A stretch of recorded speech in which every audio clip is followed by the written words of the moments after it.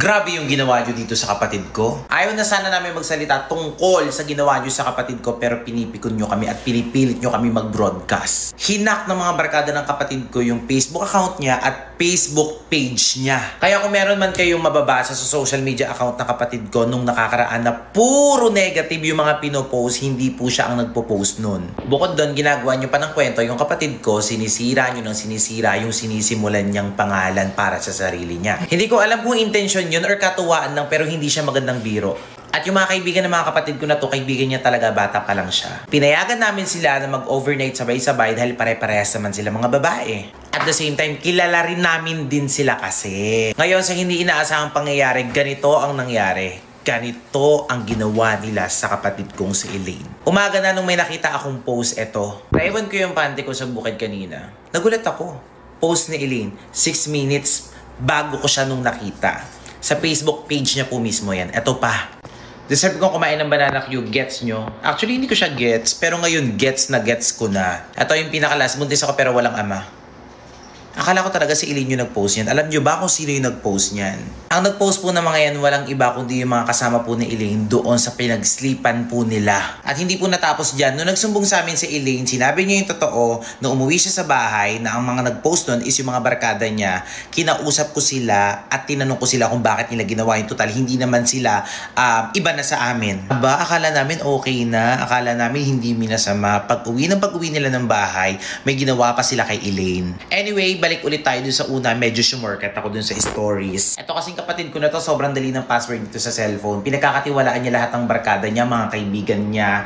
Tapos, deadma siya kahit dinubuksan yung phone niya. Yan ang wag na wag niyong gagawin, lalo na sa mga kabataan ngayon. Dahil hindi lahat ng nakakasama niyo ngayon ay makakasama niyo yan pag nagkaroon kayo ng trabaho, pag nagkaroon kayo ng magandang buhay sa mga susunod na panahon. Hindi lahat makakasama niyo yan. Kaya wag niyong ibigay lahat yung buong tiwala niyo, kagaya ng ginawa ng kapatid ko. Kung mapapansin niyo, minutes pa lang na-screenshot ko agad yan. Sa mga hindi po nakakaalam, ako po ang nagmamanage ng mga page po nila Elaine, tapos admin din po sila. Siyempre may access din po dun si Elaine. So nakita ko agad siya umagang-umag. Buti nag-i-edit pa ako ng mga videos namin.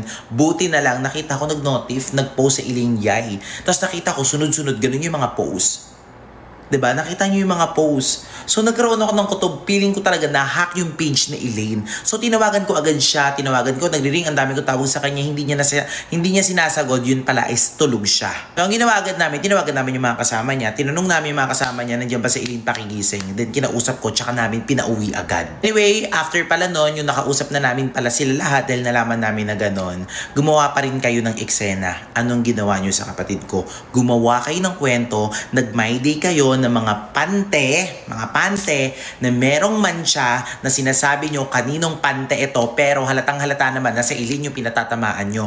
Pante daw ni Elaine yun, which is hindi ko alam kung totoo or hindi, pero alam ko hindi kay Elaine yun. Ilagay nyo pa talaga ng mancha, tapos sinisend nyo sa mga GC nyo. Akala nyo hindi ba makakarating sa akin? Anong gusto nyo gawin?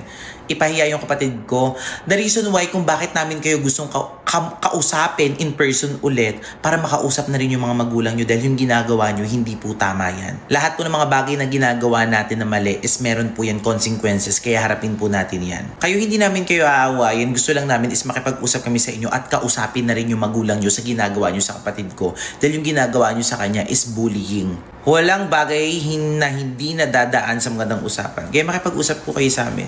Hindi po tama yung ginawa nyo sa kapatid ko. Hindi po ako magdadrop name. Ang gusto lang po namin is humarap po kayo sa amin at makipag-usap po sa amin at sagutin po yung mga message po namin. Sana magiging lesson to sa inyo mga kabataan na wag nyong ibibigay yung mga cellphone nyo, ipagkakatiwala yung mga phone nyo, wag na wag po.